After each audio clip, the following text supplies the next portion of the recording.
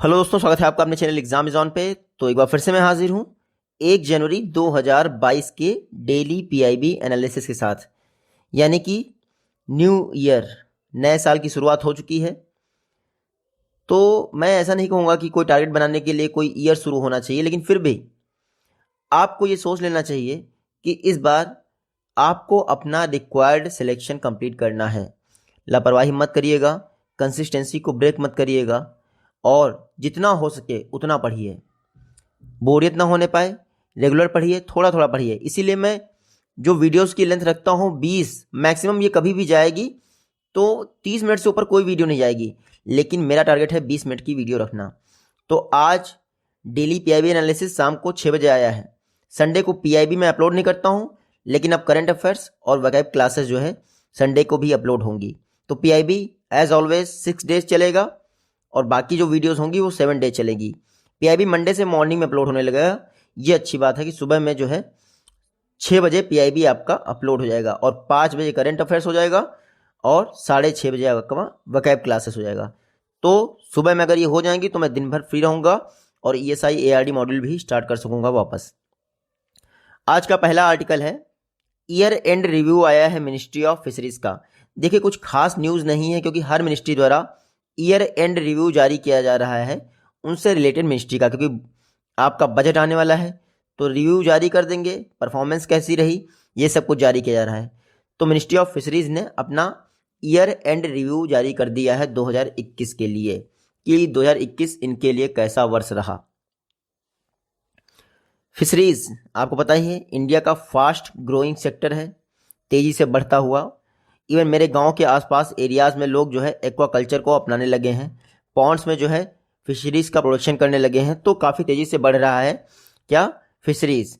India के 28 million लोगों को यानी 2.8 करोड़ लोगों को क्या एम्प्लॉयमेंट प्रोवाइड करता है। फिशरीज सेक्टर इंडिया का सनराइज सेक्टर है, उभरता हुआ क्षेत्र है। जैसे आईटी सेक्टर है वैसे ही फिशरीज सेक्टर है। 2014-15 से बात की जाए तो इंडिया में फिशरीज की एवरेज एनुअल ग्रोथ रही है 10.87%। कितनी? 10.87%। यानी पिछले 7-8 वर्षों में फिशरी सेक्टर में डबल डिजिट ग्रोथ रेट देखने को मिली है।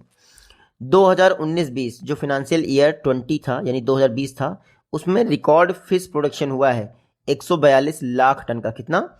142 lakh ton. India second largest fish producing country है। तो दूसरे नंबर पर फिश प्रोडक्शन के मामले में है इंडिया पूरे विश्व में। तो फर्स्ट कौन है? चाइना। देखिए, India second largest fish producing country है जो कि ग्लोबल फिश प्रोडक्शन का 7.56% प्रोड्यूस करता है। कितना? 7.56%। ये जो फिश प्रोडक्शन है इंडिया के जीवीए यानी टोटल जीडीपी में 1.24 का कंट्रीब्यूट करता है। सिर्फ एग्रीकल्चर का जीडीपी लिया है तो इसमें फिशिंग का जो है 7.28% पार्ट आता है। तो ये वैल्यू तो बहुत इंपॉर्टेंट हो गई कि इंडिया के जीवीए में और एग्रीकल्चर में फिशिंग की वजह से कितना जो है पार्ट आता है, ये आपको वैल्यू याद रखनी है। फिनेंशियल ईयर 20 के दौरान जो एक्सपोर्ट से होने वाली अर्निंग रही हैं फिशरीज की, वो लगभग 46,663 करोड़ के आसपास रही है। कितनी? 46,663 करोड़ के आसपास रही है फिशरीज से जो एक्सपोर्ट हुआ है उसकी अर्निंग। बाकी आपको बताइए 280 लाख यानी 2.8 करोड़ लोगों को रोजगार देता है क्या? Fisheries sector. स्कीम जो फिशरीज की है वो देख लीजिए।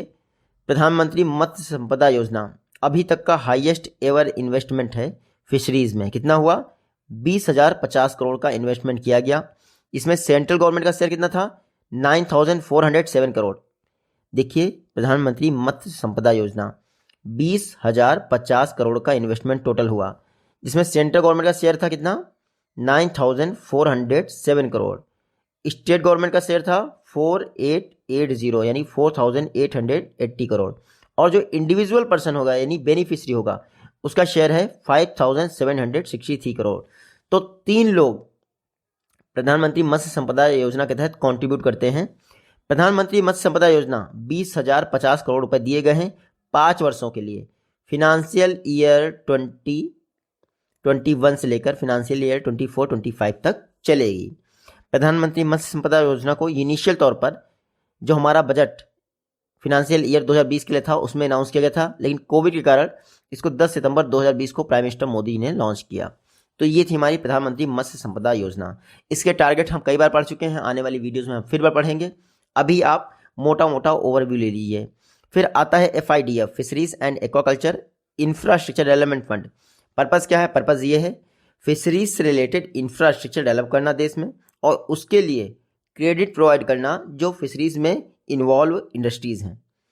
तो FIDF 2018-19 में डिक्लेयर किया गया। FIDF टोटल आउटले कितना था? 7,522.5 करोड़ के आसपास। कितना?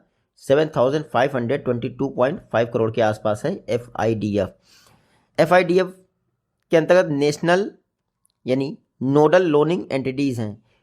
ये जो नोडल लोनिंग एंटिटीज़ हैं नाबार्ड है, NCDC है और सभी शेड्यूल कॉमर्शियल बैंक हैं जो कि RBI की सेकंड शेड्यूल में लिस्टेड हैं, RBI एक्ट 1934।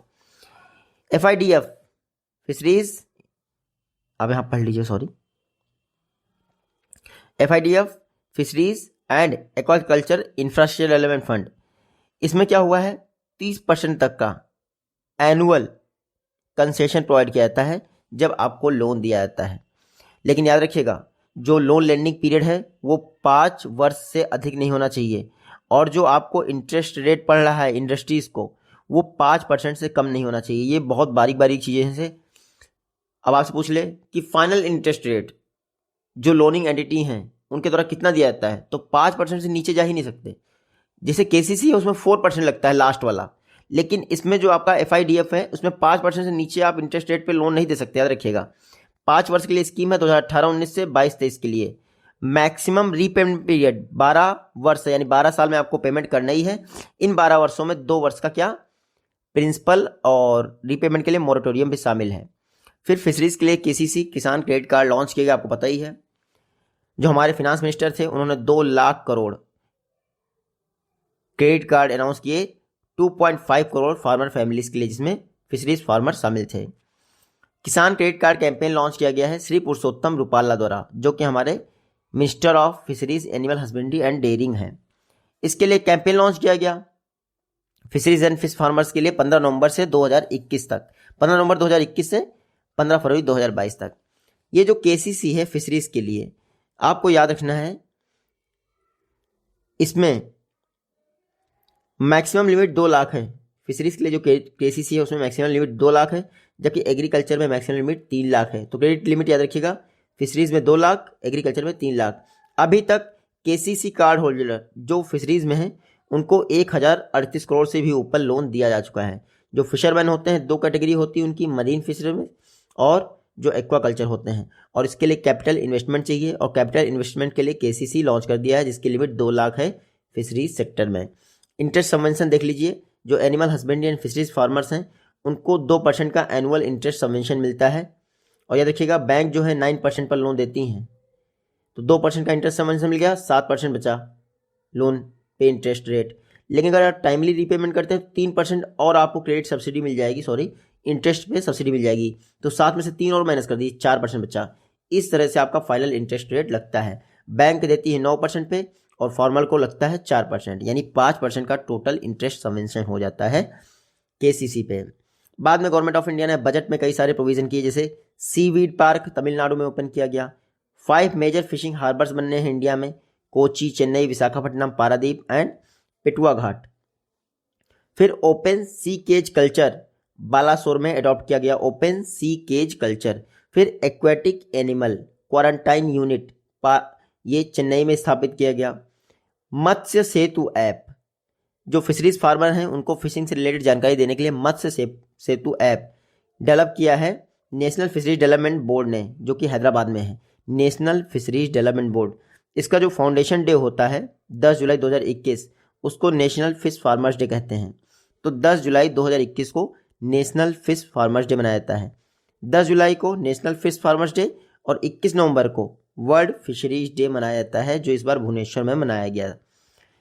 देखिए, नेशनल फिश फार्मर्स डे की बात की जाए तो 10 जुलाई को मनाया जाता है, लेकिन सिर्फ फार्मर्स डे की बात की जाए तो 24 दिसंबर को। जो national fisheries development board Hyderabad में है उसने ओरिएंटल इंश्योरेंस कंपनी लिमिटेड के साथ एक मेमोरेंडम ऑफ एग्रीमेंट किया है। क्यों? ताकि प्रधानमंत्री मत्स्य संपदा योजना के तहत ग्रुप एक्सीडेंटल इंश्योरेंस स्कीम को जो है इम्प्लीमेंट किया सके। तो मिस्री जो ये आपका नेशनल फिशरी डेवलपमेंट बोर्ड है उसने MO साइन किया है ओरिएंटल इंश्योरेंस कंपनी लिमिटेड के साथ। नेक्स्ट आर्टिकल हमारा ट्राइफेड, ट्राइबल डेवलपमेंट से रिलेटेड कई सारे जो है इनिशिएटिव लॉन्च कर रही है। उन्हीं में से आपका क्या है, उन्हीं में से आपका वंधन प्रोग्राम है। वंधन प्रोग्राम के तहत माइनर फॉरेस्ट प्रोड्यूस के लिए MSP, ये देख लीजिए, mechanism for marketing of minor forest produce through ये MSP। देखिए माइनर फॉरेस्ट प्रोड्यूस इनको सही प्राइस मिल पाए, इसलिए MFP through MSP scheme launch की गई। किसके द्वारा? मिनिस्ट्री ऑफ ट्राइबल अफेयर्स द्वारा 2013-14 में लॉन्च की गई। अभी ये आप मत देखिए कि ये वंधन प्रोग्राम 25 राज्यों में इंप्लीमेंट हो रहा है, ये कुछ खास नहीं हमारे लिए। हाँ, आप थोड़ा सा MSP थ्रू MFP स्कीम देख लीजिए। मई 2020 में जो माइनर फॉरेस्ट प्रोड्यूस यानी MFP की जो MSP थी वो 90% इंक्रीज की गई है और माइनर फॉरेस्ट प्रोड्यूस की लिस्ट में 23 नए आइटम शामिल किए गए। ये जो माइनर फॉरेस्ट प्रोड्यूस है इसको पावर कहाँ से मिलती है भाई, कि हाँ ये लीगल जो प्राइस है ये कैसे मिलेगा, तो इसको द फॉरेस्ट राइट एक्ट 2005 के तहत इनको प्राइस मिलता है। फॉरेस्ट ड्वेलर्स ये लीगली एम्पावर्ड हैं माइनर फॉरेस्ट प्रोड्यूस की ऑनरशिप के लिए और इनको लीगली एम्पावर्ड किया गया है पेशा के साथ साथ फॉरेस्ट राइट्स एक्ट 2006 के तहत। स्कीम जो है MSP for MFP ministry of tribal affairs की स्कीम है, 2013-14 में लॉन्च की गई। पर्पस था माइनर फॉरेस्ट प्रोड्यूस इनका सस्टेनेबल हार्वेस्टिंग इंश्योर करना और जो हमारी ट्राइबल कम्युनिटी है उसको अच्छा प्राइस देना। मिनिस्ट्री ऑफ ट्राइबल अफेयर्स और ट्राइफेड राज्य सरकारों के साथ मिलकर MSP फॉर MFP स्कीम को रन कर रही हैं। अब वर्तमान में 87 माइनर फॉरेस्ट प्रोड्यूस हैं जिनके लिए MSP जारी किया जाता है और याद रखिएगा 3 वर्ष में एक बार प्राइस रिवाइज होता है। और ये जो MSP फॉर MFP स्कीम है इसमें MSP का CACP से commission for agriculture cost and price से कोई लेना देना नहीं है। क्यों? क्योंकि माइनर फॉरेस्ट प्रोड्यूस के लिए जो MSP होती है 3 साल में रिवाइज होती है और इसके लिए एक प्राइसिंग सेल अलग है। कहाँ पे है? मिनिस्ट्री ऑफ ट्राइबल अफेयर्स में। नेक्स्ट है GST काउंसिल की 46 मीटिंग हो गई निर्मला सीतारमण जी की अध्यक्षता में। ये देख लीजिए, finance minister Nirmala Sitharaman ji. GST council की 46 मीटिंग हुई है, निर्मला सीतारमण जी ने उसको जो है चेयर किया है। टेक्सटाइल सेक्टर में कपड़ों के ऊपर GST को जो है 5 से बढ़ाकर 12% कर दिया गया था, उसको रिवर्स कर दिया गया है। तो अब 1 जनवरी 2022 से ये कपड़ों पर जो 12% GST होना था वो नहीं लगेगा, बाकी जूते वगैरह पर लगेगा। GST की बात कर लेते हैं, बाकी तो इंपॉर्टेंट है नहीं। GST को पहली बार केलकर कमेटी टास्क फोर्स द्वारा रिकमेंड किया गया 2003 में। तो केलकर कमेटी किससे रिलेटेड है? GST से। GST बिल इंडिया में 2014 में जो है इंट्रोड्यूस किया गया, संविधान संशोधन 122वें के तहत इंट्रोड्यूस किया गया और 2016 में संविधान में संशोधन हो गया 101वां और इस तरह से GST आ गया। GST का प्रोविजन आर्टिकल 269A में है, याद रखिएगा GST का प्रोविजन। 4 टैक्स स्लैब हैं, 5, 12, 18, 28। क्या कितने हैं? 5, 12, 18, 28। जो बुलियंस यानी डायमंड होता है, गोल्ड होता है, उस पर 3% GST रखता है। आपको ये याद रखना है। पेट्रोलियम, डीजल, हाई स्पीड ये सब GST से बाहर है, ये तो आपको पता ही है। GST जो आपका प्रोविजन था वो आर्टिकल 269A में आता था और GST council most powerful body for GST। ये GST काउंसिल है वो 279A में आती है। इसके जो चेयरपर्सन है हमेशा फिनांस मिनिस्टर रहते हैं और बाकी राज्यों के जो वित्त मंत्री हैं वो इसके मेंबर रहते हैं। GST काउंसिल की बात की जाए तो इसमें 1/3 वोटिंग पावर जो है सेंट्रल के पास होता है और 2/3 वोटिंग पावर स्टेट के पास होता है। तो याद रखिएगा 1/3 वोटिंग पावर यानी 33% सेंटर के पास होता है GST काउंसिल में। लेकिन कोई भी डिसीजन लिया जाएगा तो 3/4 मेजॉरिटी से लिया जाएगा, यानी 100 लोग हैं तो 74 कम से कम राजी हों तभी GST काउंसिल का जो डिसीजन है वो लागू किया जा सकता है। GST का एक टर्म है इनपुट टैक्स क्रेडिट। इसमें यह होता है, सपोज करिए मैं रिटेलर हूँ, मुझे एक सामान बेचना है और उनसे GST लेना है। इनपुट टैक्स क्रेडिट ऐसे काम करेगा कि उस सामान को परचेज करते टाइम मैंने जितना GST पे किया है, सामने वाले को सामान बेचते समय वो GST में माइनस कर दवा दूंगा गवर्नमेंट पोर्टल पर। तो ये हो गया इनपुट टैक्स क्रेडिट, ठीक है। यानी इनपुट करते समय जो टैक्स लगा उसको वापस से आपके अकाउंट में क्रेडिट कर दिया जाएगा। आज का लास्ट आर्टिकल है 8 कोर इंडस्ट्रीज़ के लिए नवंबर मंथ के लिए क्या जारी कर दिया गया है, इंडेक्स। 2011-12 बेस ईयर है 8 कोर इंडस्ट्रीज़ का। पहले देख लेते हैं ये कौन जारी करता है 8 कोर इंडस्ट्रीज़ के लिए रिजल्ट। तो ऑफिस ऑफ इकोनॉमिक एडवाइज़र जो कि DPIIT के तहत कार्य करता है, 8 कोर इंडस्ट्रीज़ के लिए रिजल्ट जारी करता है। तो नवंबर के लिए जारी कर दिया है। 8 कोर इंडस्ट्रीज़ जो है इंडेक्स ऑफ इंडस्ट्रियल प्रोडक्शन में 40.27 का वेटेज रखती हैं। इंडेक्स ऑफ इंडस्ट्रियल प्रोडक्शन इसको अलग से जारी किया जाता है CSO द्वारा मेरे ख्याल से, ठीक है। लेकिन जो 8 कोर इंडस्ट्रीज़ का डाटा है वो हर मंथ रिलीज किया जाता है किसके द्वारा, DPIIT के तहत office of economic adviser. 8 core industries का वेटेज जो है IIP में 40.27% है। दिखाया गया है कि नवंबर 2021 में 8 कोर इंडस्ट्रीज़ का स्कोर 131.7 रहा, जो कि लास्ट ईयर से 3.1 अधिक है। 8 कोर इंडस्ट्रीज़ का वेटेज कितना है, 40.27%। ये हैं वो 8 कोर इंडस्ट्रीज़, आप यहाँ पे देख सकते हैं। अगर आपसे ये पूछ लें कि जो 8 कोर इंडस्ट्रीज़ हैं उसमें सबसे ज़्यादा वेटेज किसका है, तो रिफाइनरी का सबसे ज़्यादा वेटेज है। सेकंड हाईएस्ट है किसका, इलेक्ट्रिसिटी का, ठीक है। आप सोच लें कि 8 कोर इंडस्ट्रीज़ में सबसे कम वेटेज किसका है, तो सबसे कम वेटेज किसका है, फर्टिलाइजर का, और सेकंड लास्ट सीमेंट का। तो ये दोनों याद रखिएगा 8 कोर इंडस्ट्रीज़ की बात की जाए तो वेटेज वाइज यहाँ पे डिक्रीजिंग ऑर्डर दिया है, आप देख सकते हैं। 8 core industries index of industrial production का पार्ट है। इंडेक्स ऑफ इंडस्ट्रियल प्रोडक्शन ये रिलीज किया जाता है नेशनल स्टैटिस्टिकल ऑफिस इसके द्वारा, और 8 कोर इंडस्ट्रीज का DPIIT के तहत office of economic adviser. Base year दोनों का सेम है 2011-12। तो 8 कोर इंडस्ट्रीज याद रखिएगा, हाईएस्ट वेटेज किसका है, और 8 कोर इंडस्ट्रीज का वेटेज कितना है IIP में 40.27%। तो आज इतने ही आर्टिकल थे। अब मंडे को मिलेंगे हम लोग मॉर्निंग में, तब तक के लिए टेक